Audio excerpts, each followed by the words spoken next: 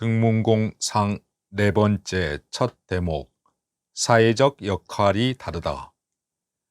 중국에서 신농시는 인류에게 농사 기술을 일깨워준 농업의 신으로 추앙받는데 평소 그 말을 숭상하며 농사를 특별히 강조하던 허행이란 사람이 있었습니다.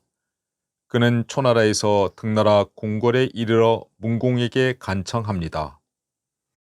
먼 지방 사람이 군주께서 정전법에 기초한 어진 정치를 시행하신다는 말을 듣고 한자리 얻어 왕의 백성이 되기를 원합니다.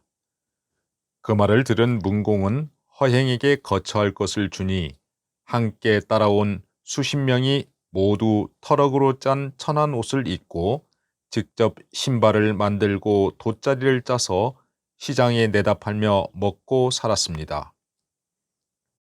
그로부터 얼마 뒤에 초나라 유학자 진량을 따르던 진상 형제 역시 농기구를 챙겨 송나라에서 등나라로 찾아옵니다.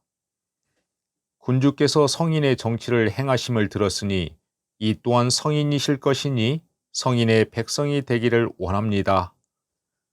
너나 없이 등나라로 민심이 모여드는 좋은 징조라 할 수 있을 것입니다. 어느 곳에선가 허행을 만난 진상은 크게 기뻐하면서 그동안 스승에게 배웠던 유학을 다 버리고 허행의 학설을 배웠습니다. 점차 자신감이 붙은 진상은 맹자를 뵙고 허행의 말을 칭찬하면서 말합니다. 등나라 군주는 진실로 현명한 군주임에는 분명하지만 아직 도를 듣지 못한 듯합니다. 어진 자는 백성들과 함께 밭을 경작하여 먹으며 스스로 불을 떼어 밥을 지으면서 동시에 정치도 하는 것입니다. 지금 등나라는 백성에게 취한 것을 저장하는 곡식 창고와 물품 창고를 두고 있으니 이것은 백성을 괴롭혀 자신을 봉양하는 것과 마찬가지입니다. 어찌 어질다 하겠습니까? 허행의 말을 빌려 어진 군주란 백성과 똑같이 농사짓고 밥도 해먹으면서 동고동락해야 된다고 말하는 것입니다. 그 이면에는 평소 군자와 소인을 분별하던 맹자의 주장을 반박하려는 의도도 있습니다. 맹자는 하나하나 따져 묻습니다. 허 선생은 반드시 스스로 곡식을 심은 뒤에 먹던가? 그렇습니다. 그래. 그렇다면 허 선생은 반드시 자기 스스로 배를 짠 뒤에 입던가? 아닙니다. 허 선생은 하찮은 갑옷이라도 자기 스스로 만들어 입곤 합니다. 그래. 그렇다면 허 선생은 머리에 관을 쓰던가? 그렇죠. 관을 씁니다. 무슨 관을 쓰던가? 흰 비단으로 짠 관을 씁니다. 그 역시 스스로 짠 것인가? 아닙니다. 자신이 경작한 곡식을 주고 바꾸었습니다. 그렇다면 허 선생은 왜 스스로 짜지 않던가? 농사일에 방해를 주기 때문입니다. 하하, 그렇단 말이죠. 하나 더 묻겠네. 허 선생은 가마솥이나 시루를 가지고 밥을 지으며 쇠붙이로 밭을 경작하던가? 당연히 그렇게 하지요. 그 역시 자기 스스로 만드는 것인가? 아닙니다. 곡식을 주고 바꿔옵니다. 간단한 문답처럼 전개되지만 자기 혼자 모든 일을 할 수 없다는 맹자의 추궁이 담겨 있습니다. 자급자족하는 농사 짓는 사람이라 하더라도 자신이 모든 것을 할 수는 없는 법입니다. 자신은 농사 짓는 일에만 충실할 뿐이요. 남들이 만든 옷이나 관을 얻기 위해서 자기의 곡식과 바꿔가며 생활하는 것이 일반적입니다. 상대로부터 서로 교환하여 생활한다는 말을 끄집어내려는 맹자의 의도된 논법이 돋보이는 대목입니다.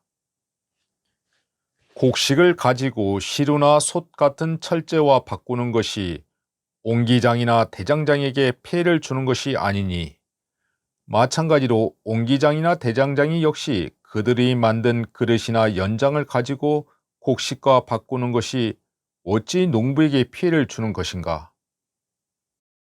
또한 허 선생은 옹기장이나 대장장이 노릇을 하면서 단지 모두 그 집안에서 취하여 쓰지 않고 어찌하여 이리저리 다니면서 여러 기술자들과 교역하는 것인가?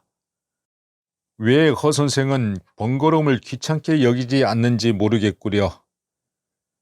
여러 기술자들의 일은 본래 밭을 갈면서 동시에 할 수 없기 때문이라 생각합니다.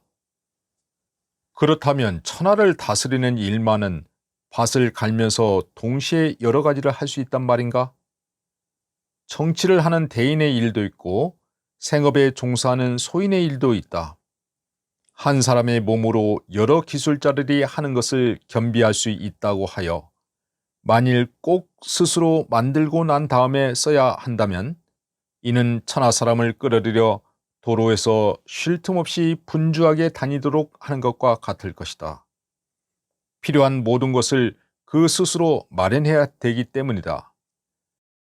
이러한 번거로움을 막기 위해 다음과 같은 말이 있다.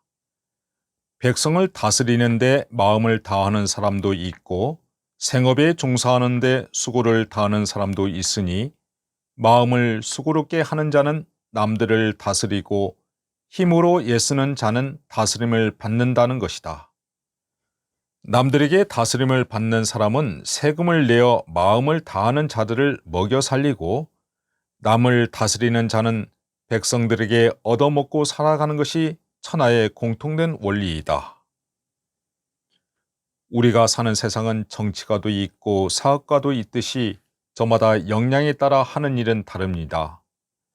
정치가는 공익을 위해 집중하고 일반 생업에 종사하는 자들은 세금을 내면서 안정된 생활을 보장받을 수 있는 것입니다. 그러므로 유학에서는 노심자는 치인하고 노력자는 치어인이다. 즉, 백성을 위한 수고로움을 아끼지 않는 자들은 남들을 다스리고 생업을 위해 힘을 다하는 사람들은 그들에게 다스림을 받는다는 역할의 차이에 거부감이 덜했던 것입니다. 일종의 상생을 위한 윈윈 전략이라 할 수 있겠지요. 각각의 명분에 따른 역할을 다한다는 정명론을 연상케 하는 대목이기도 합니다. 이어서 맹자는 역대 성인들로 칭송받던 이들이 그저 놀고 먹던 사람들이 아니었음을 자세히 고증해 나갑니다.